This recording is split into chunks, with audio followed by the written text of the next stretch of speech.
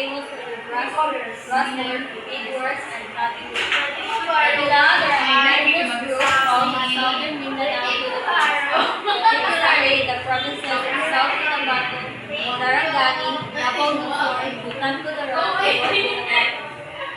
Known for their rich cultural heritage, strong spiritual beliefs, and deep connection to nature and ancestral land. Hand-woven textiles, intricate beadwork, and traditional brass castles. Clothing. Traditional clothing is hand-woven from abaca fiber. Women wear the takmon beaded gloves and beaded shirt. Men wear the sole upper garment salwar pants are decorated with embroidery, beads, and mother of pearl, usually in red, black, and white colors. Education and language. The Bilangan tribe is found in the provinces of South Cotabato, Sarangani, Davao Luzon, Bután Cotabato, and North Cotabato. Their ancestral domains are usually located simultaneous with the western area. They speak the Bilangan language, which is still widely used for daily life and work in schools. Sample greetings. P.A. Lapus. Go. Sample greetings. Like Lapus, good morning. Bye Askalpuro, good morning. Bye Slabi, good noon. Bye good evening. Ingat, goodbye and take care. Subgroup. The Bilangan host people are an indigenous group in southern Mindanao, Philippines, historically divided into three primary groups, geographical subgroup based on Coronadal, Sarangani, and Davao. They are Proto-Malay inhabitants known for Sweden carving, intricate weaving, and maintaining a distinct culture, including the Tawi tradition.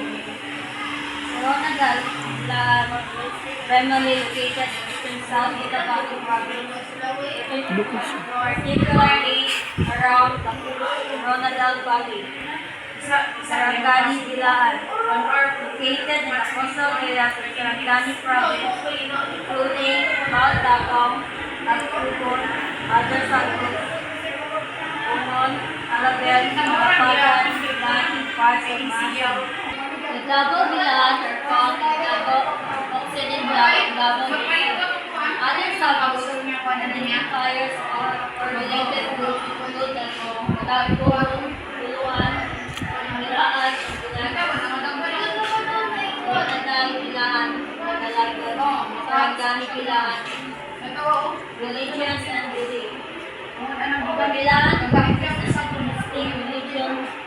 They believe in a supreme creator called Yenu, as well as many spirits that live in nature such as trees, rivers, and mountains.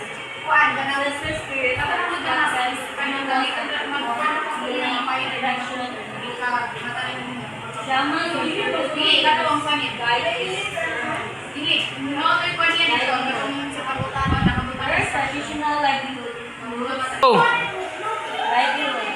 Their traditional livelihood includes maiden farming, rice and corn cultivation, handicraft production, weaving, beadwork, and material.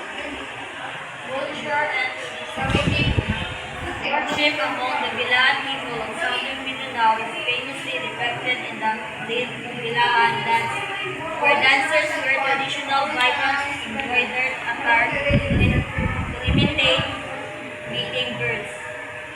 Women wear intricate heavy brass bells and use olive shells as wings, while men pursue them showcasing courtship, rituals through movement, music, colorful, and weaving happy fabrics.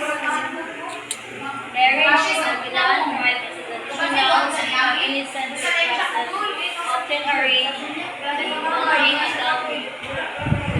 Their wedding falls includes guidance of the Kulong and rituals like sharing little chicken and rice.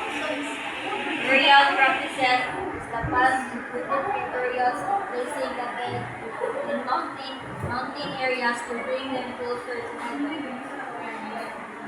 The Bilaan are most recognized for their intricate abaka weaving, tami, colorful beadwork, and brass casting.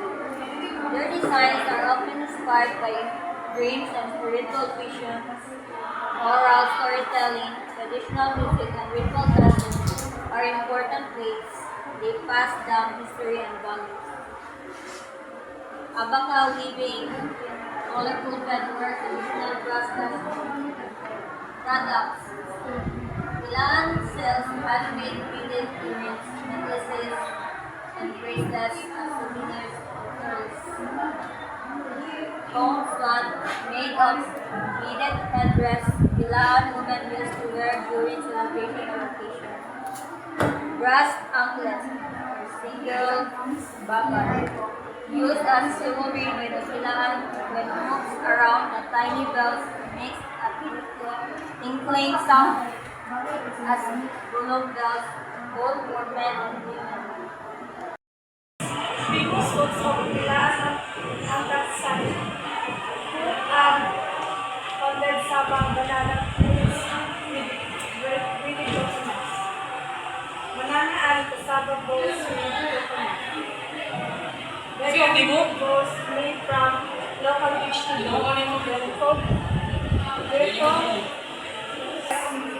Sikato, their festival,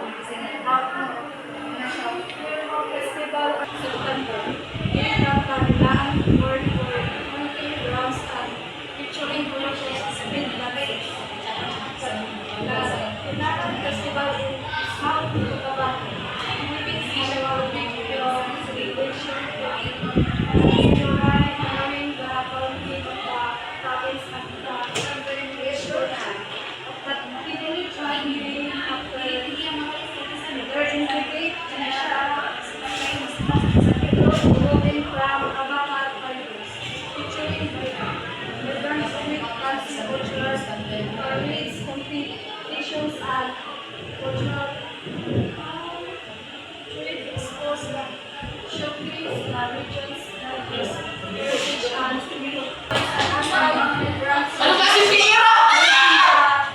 municipalities of Jose at Aluar, Lasmos,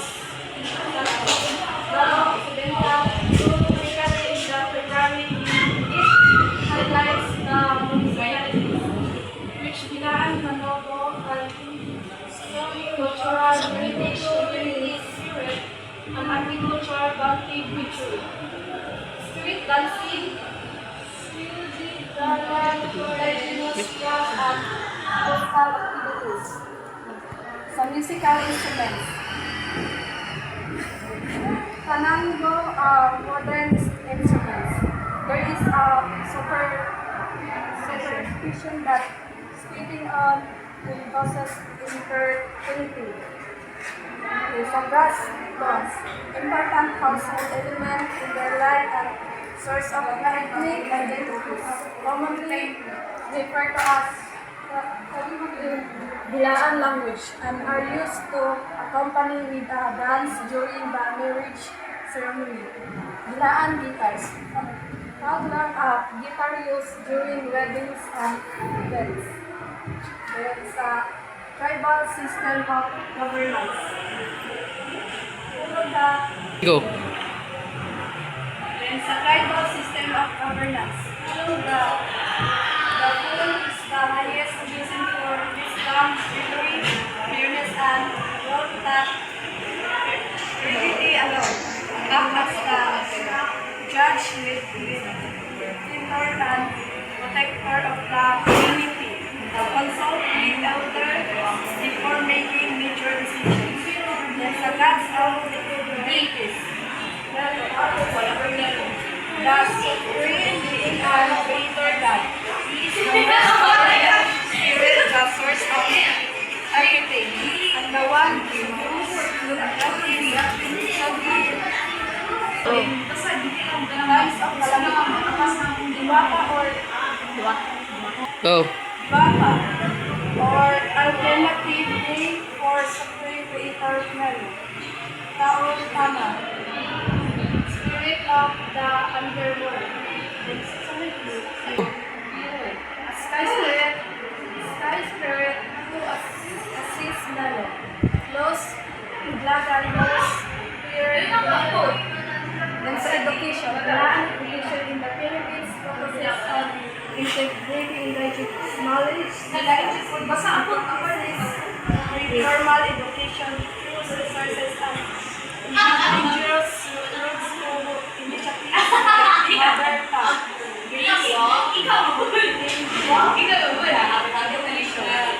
and the alternative learning system. Key efforts include using lab, storytelling for cultural preservation. Facing challenges like then unknown graduates,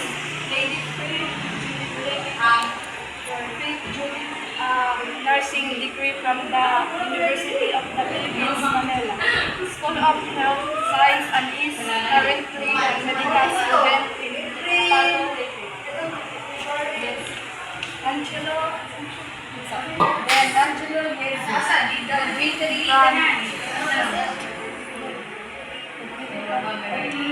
Yes, graduated from St. Aloysius College.